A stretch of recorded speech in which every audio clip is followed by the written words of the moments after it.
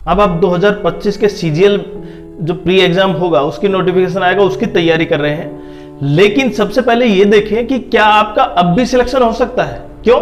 क्योंकि आपने तो जितनी तैयारी करनी थी वो कर चुके, आपने मॉक भी दे लिए, लेकिन अब भी आपके 140 145 से ऊपर मार्क्स नहीं जा रहे, और ये आपने देख चुके हैं कई मॉक्स देकर। लेकिन ये वीडियो उन बच्चों के लिए खासकर है, और आपके सामने इतना जरूर कहीं ना कहीं आइडिया है कि अब की बार कट ऑफ 153 से भी ऊपर जाएगी, मतलब 160 के आसपास जा सकती है। तो आपके मार्क्स तो कभी नहीं आए 160, फिर आप कैसे 2025 में कंपीट कर पाएंगे उन बच्चों के साथ जो बच्चे पहले से ही इतने मार्क्स ले मतलब 170 से ऊपर है। आपने अपनी स्ट्रेटेजी को भी बदल दिया, जो पढ़ रहे थे जिस तरीके से पढ़ रहे थे उसको पूरी तरह बदल दिया, अच्छे ढंग से और पढ़ने लग गए, लेकिन फिर भी मार्क्स नहीं बढ़ रहे। जिन बच्चों के 2024 का जो मेंस दिया था 2025 में 18 और 20 जनवरी को, आपके मार्क्स 300 से भी कम मार्क्स आ रहे हैं, जबकि आपने बहुत अच्छी तैयारी की थी। और कुछ बच्चों के मार्क्स लगभग 340 345 के भी आसपास हैं। तो जो इतना डिफरेंस है वो कैसे कवर कर पाएंगे आप? आपका प्री क्वालिफाई हो गया, क्या वही एक पर्याप्त पेपर है? आपका प्री एग्जाम हुआ, उसमें आपने अच्छे मार्क्स लिए, लेकिन जैसे मेंस हुआ आपने उसके मार्क्स उतने अच्छे नहीं आ पाए। इसका कारण क्या है?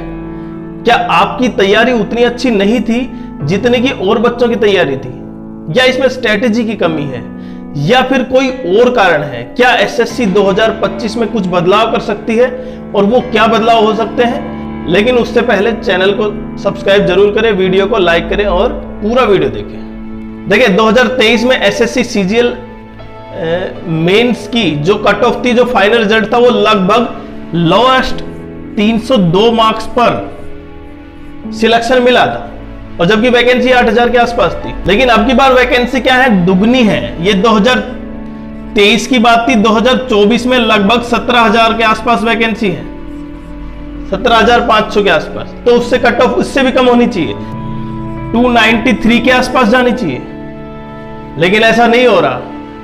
कहीं ना कहीं बच्चे बहुत ज्यादा मार्क्स ज्यादा ले रहे हैं। तो इसका कारण यह, ऐसा पेपर भी इतना सिंपल नहीं था, पेपर भी अच्छा लेवल था। तो क्या एसएससी को जो एसएससी के सामने जो चुनौतियां आ रही हैं उससे निपटने के लिए क्या एग्जाम पैटर्न चेंज करना ही एक विकल्प है? देखें 2022 में एग्जाम पैटर्न चेंज किया, जो पहले 4 टियर में था वो उसके बाद 2 टियर में किया गया। उससे पहले सब्जेक्टिव था, उसके बाद ऑब्जेक्टिव किया, उसके बाद इंट्रू था, उसके बाद इंट्रू हटाया गया।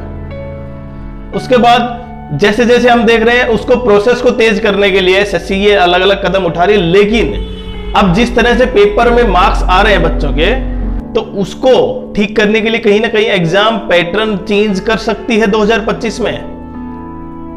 और आप देखें जब एग्जाम पैटर्न चेंज होता है तो सबसे ज्यादा उन बच्चों को फायदा होता है जो उस चीज को बहुत जल्दी फ्लेक्सिबल कर लेते हैं, एडजस्ट कर लेते हैं। और 2022 में जो पेपर चेंज हुआ था उससे 2024 का जो कट ऑफ हुआ, देखें 153 चला गया, जबकि एक्सपेक्टेशन इतनी नहीं थी किसी की भी। लेकिन एसएससी की तरफ से ऐसा कोई स्टेटमेंट नहीं आया कि पैटर्न चेंज हो रहा है। तो कहीं ना कहीं आपको अपना पैटर्न चेंज करना होगा पढ़ने का। और वो पैटर्न चेंज क्या है कि आपने किसी का पैटर्न देख लिया, उसको अमल में नहीं लेके आए। क्यों? आपको लगता है कि आप उस तरह से तैयारी कितनी भी कर लें आपके मार्क्स इंक्रीज नहीं होंगे। तो सबसे अच्छा तरीका फिर कौन सा है? क्योंकि आपने बहुत ज्यादा वीडियो भी देख लिए, आपने बहुत अच्छे टाइम भी दे लिया, उसके बाद भी आप 140 के आसपास, आपको लगता था आपकी बार 2024 में आपके 140 मार्क्स हैं प्री में और आप अच्छे मार्क्स ले लेंगे और आपका क्वालिफाई हो जाएगा। लेकिन 153 चली गई। अब नेक्स्ट 2025 में आप कितने लेंगे? 156 157, और कट ऑफ उससे ज्यादा चली जाएगी, फिर आप फिर से रह जाएंगे। और जिनका प्री क्वालिफाइड नहीं हो पाता सीजीएल, वो कहां शिफ्ट हो जाते हैं? सीएचएसएल में। और सीएचएसएल में उतना ही ज्यादा, उससे भी ज्यादा कंपटीशन है। मैंने बताया था जहां सीजीएल में 0.5 है सक्सेस रेट, और यहां पे तो 0.02 समथिंग है, उससे भी कम है। क्योंकि इसकी वैकेंसी बहुत कम है, जबकि वैकेंसी सीजीएल में ज्यादा होती है। और जिनका सीएचएसएल में नहीं होता वो कहां चले जाते हैं, एमटीएस में। लेकिन कुछ बच्चे तो ऐसे हैं जो डायरेक्ट सीजीएल में सिलेक्शन होता है, कुछ ऐसे भी हैं जो सीएचएसएल में जो 12th पास हो और 12th पास करने के बाद तुरंत सीएचएसएल में सिलेक्ट हो जाते हैं। तो उनमें अलग से क्या है, जबकि आप में ऐसा क्यों नहीं? तो देखिए, आज हम केवल उस पॉइंट पर डिस्कस करेंगे आप क्या कमी हर बार छोड़ रहे हैं और उस कमी को ही दुरुस्त करेंगे, जिससे कि आप 2025 में एक अच्छे कंपटीटर बन पाए। देखिए, किसी भी एग्जाम में 80 से 85% बच्चे वो हैं जो कंपटीशन में है ही नहीं, मतलब जो बहुत कम पढ़े हैं या इतना अच्छा ढंग से नहीं पढ़े या स्ट्रेटेजी वाइज नहीं पढ़ पाए, सिलेबस को सही ढंग से नहीं पढ़ा, तो वो कहीं ना कहीं हमेशा लोअर मार्क्स पे रहते हैं। और जिनकी स्ट्रेटेजी, जिनको पता है तरीका, जिनको एग्जाम पैटर्न को पकड़ लिया, जिसने सिलेबस को पकड़ लिया, वो कहीं ना कहीं उन 15% बच्चों में शामिल होता है जिनका सिलेक्शन होता है। ये सबको पता है, ये 4 ऑप्शन है, मैथ, रीजनिंग, इंग्लिश, जीएस, यही आते हैं, पढ़ लो, इनका सिलेक्शन हो जाएगा। लेकिन ऐसे सिलेक्शन नहीं होता। देखिए, मैथ्स में आपने बहुत अच्छी तैयारी कर ली, मैथ में आपने अच्छे मार्क्स भी ले लिए, लेकिन आपके सेक्शन वाइज मार्क्स अच्छे होने चाहिए, तभी आप कर पाएंगे। अगर मैथ्स में आपने अच्छे मार्क्स लिए, इंग्लिश, रीजनिंग में आपने अच्छे मार्क्स लिए, 25 क्वेश्चनों में से आपने इन दोनों 50 क्वेश्चनों में से 45 क्वेश्चन कर दिए, आपके मार्क्स अच्छे हैं दोनों में। इंग्लिश में आपने इतने अच्छे नहीं कर पाए, उसकी वजह से केवल आप अकेले नहीं है, लगभग 5000 से ज्यादा बच्चे ऐसे होंगे जो मैथ्स और रीजनिंग में 50 में से 45 प्लस क्वेश्चन कर रहे होंगे, बिल्कुल सही। तो उन 5000 से कम में आने के लिए और कम बच्चों में शामिल होने के लिए तो कहीं ना कहीं आपको इंग्लिश में भी अच्छे मार्क्स लेने होंगे, 20 प्लस। अब आप कंपटीशन में शामिल हैं और ये 20 से 25 मार्क्स ऐसे ही नहीं आते। हमने तो तैयारी की है, हमें पता है कैसे तैयारी की जाती है, कितना ज्यादा स्ट्रगल करना पड़ता है। कई बार क्या होता है, आपका जो सेल्फ कॉन्फिडेंस है, क्योंकि रिजल्ट जब 0 आता है ना, तो सेल्फ कॉन्फिडेंस बिल्कुल धरा का धरा रह जाता है। फिर आपको पता चलता है अरे एमटीएस में ही करते हैं अब, क्योंकि आपको लगता है कि उसका आपका कॉन्फिडेंस वहां पे डाउन हो गया जब आप उस पोर्शन को, जो वीक पोर्शन था, उसको कवर नहीं कर पाए। और जबकि आपका सबसे अच्छे पोर्शन जो 3 है ना, वो शायद आपको टॉप 200 500 में काउंट करवा सकते हैं, लेकिन आपका जो चौथा ऑप्शन है, अब आपने मैथ, रीजनिंग और इंग्लिश में अच्छे मार्क्स लिए, वो मैंने फिर से बताया कि जिन्होंने 20 प्लस मार्क्स लिए उन्होंने बहुत अच्छी तैयारी की है।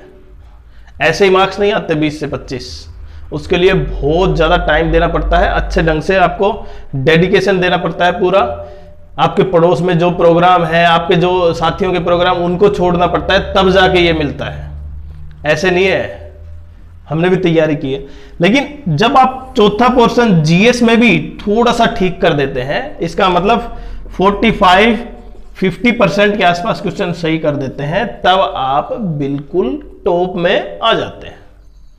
और जब पैटर्न चेंज होता है तो कहीं ना कहीं देखे 2022 में जो पैटर्न चेंज हुआ, उनसे जिनकी जीएस ठीक थी उन्होंने क्या कर ली, बाजी मार दी। और जिनके बाकी देखा मैथ्स, रीजनिंग तो नॉर्मल से ठीक थे, लेकिन जिनके अच्छे थे उन्होंने तो अपने मार्क्स लिए ही, लेकिन रीजनिंग सबसे ज्यादा, ये जीएस क्या थी, सबसे डिसाइडिंग फैक्टर था। और जीएस में आप कितना भी देख सकते हैं, 50% मार्क्स बहुत ज्यादा टफ है, लेकिन आप 3 में तो ठीक कर सकते हैं। और ऐसा नहीं है कि केवल आपने वीडियो देख लिया और आपका हो गया, उसको अमल में लेके आने के लिए आपको बहुत ज्यादा टफनेस चाहिए, आपको बहुत ज्यादा मेहनत करनी पड़ेगी, क्योंकि कंपटीशन इतना नहीं है कि 100 में से 4 सिलेक्शन है। आपका कंपटीशन उन बच्चों के साथ है जो 12th से ही क्या कर रहे हैं, कंपीट कर रहे हैं। देखिए, आप समझ रहे हैं कितना ज्यादा कंपटीशन हो रहा है, क्योंकि एजुकेशन सिस्टम इंडिया में उस तरह का नहीं है कि एजुकेट होने के बाद, ग्रेजुएशन करने के बाद बच्चे किसी और फील्ड में जा रहे हैं। वो सभी बच्चे कहां आ रहे हैं? कंपटीशन एग्जाम में आ रहे हैं। और लगातार संख्या क्या हो रही है? बढ़ रही है। अटेम्प्ट, नंबर ऑफ कैंडिडेट है ना, हर साल बढ़ रहे हैं। अब ये सरकार के सामने बड़ा मुद्दा हुआ है कि सबको तो जॉब दे नहीं सकते, और इसकी वजह से कट ऑफ क्या जा रही है? अप जा रही है, लगातार अप जा रही है। इसका एग्जाम्पल हम देख चुके हैं प्री एग्जाम में। अब मेंस का जो फाइनल रिजल्ट आएगा उसमें भी, क्योंकि 2023 में 302 पर सिलेक्शन था फाइनल लास्ट, अब की बार वैकेंसी ज्यादा है तो इससे भी कम होना चाहिए, मतलब 290 तक जाना चाहिए, वैकेंसी डबल है अब की बार, लेकिन कट ऑफ इससे भी ज्यादा जा रही है। आप समझ रहे हैं? तो किस तरह का एक माहौल बनता जा रहा है कि प्रत्येक बच्चा, नेल बाइटिंग कंपटीशन था ना, उससे क्या हुआ? फिंगर बाइटिंग हो गया। पहले तो नाखून चबाना पड़ता था, अब तो उंगली चबानी पड़ती है, इतना कंपटीशन है। इसलिए ये चीज आप ध्यान रखें। अगर आपके मार्क्स अच्छे आ रहे हैं किसी 2 पोर्शन में, तो आप अकेले नहीं है, ऐसे 10,000 बच्चे, 5,000 बच्चे होंगे। और आपने अगर जॉब चाहिए तो आपको दिन रात इतनी कड़ी मेहनत करनी होगी कि जिससे कि आप भूल जाएं कि मैं कहां हूं। मैं यहां पे ये नहीं बता रहा कि आपको इतने घंटे वो पढ़ना चाहिए, वो आपके ऊपर डिपेंड है, लेकिन कहीं ना कहीं आपको पढ़ना चाहिए, और कितना पढ़ना चाहिए वो आपके ऊपर डिपेंड है, और आपकी मेंटल स्ट्रेंथ पर डिपेंड है कि आप अगर 2 घंटे में उस चीज को कवर कर लेते हैं, और एक बच्चा ऐसा है जो उसको 4 घंटे में कवर करता है, तो आपको 4 घंटे ही देने चाहिए। ऐसा नहीं है कि वीडियो टॉपर्स के वीडियो उठाए आपने, उसमें 4 घंटे पढ़ता था वो, तो मैं भी 4 घंटे पढ़ूं, ऐसा बिल्कुल नहीं है। आप अपनी मेंटल स्ट्रेंथ को पहचानिए, आपकी स्ट्रेंथ कितनी है, उसके अनुसार तैयारी कीजिए। अगर आपको एक चैप्टर, मानो मैथ्स में आपको नॉर्मली प्रत्येक बच्चे को 4 घंटे लगते हैं, 5 घंटे लगते हैं, और आपको 10 घंटे लग रहे हैं, 2 दिन लग रहे हैं, तो भी 2 दिन लगाइए आप। लेकिन आप वो 8 घंटे पढ़ने के बाद आपको वो चैप्टर आधा क्लियर होता है, और उसके बाद आप जंप कर जाते हैं कि काफी टाइम हो गया। तो इसी का सबसे बड़ा कारण कहीं ना कहीं आपके मार्क्स कम है।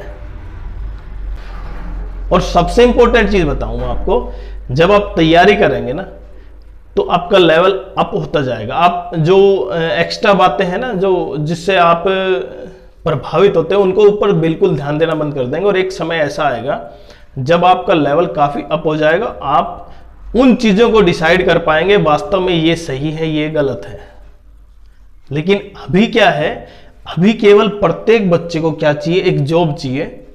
वो सीजीएल में अभी कोई ये नहीं देख रहा, जिनके मार्क्स 320-25 भी हैं अभी 2024 के मेंस में, वो ये नहीं देख रहा कि उनको जीएसटी इंस्पेक्टर बनना है या क्या।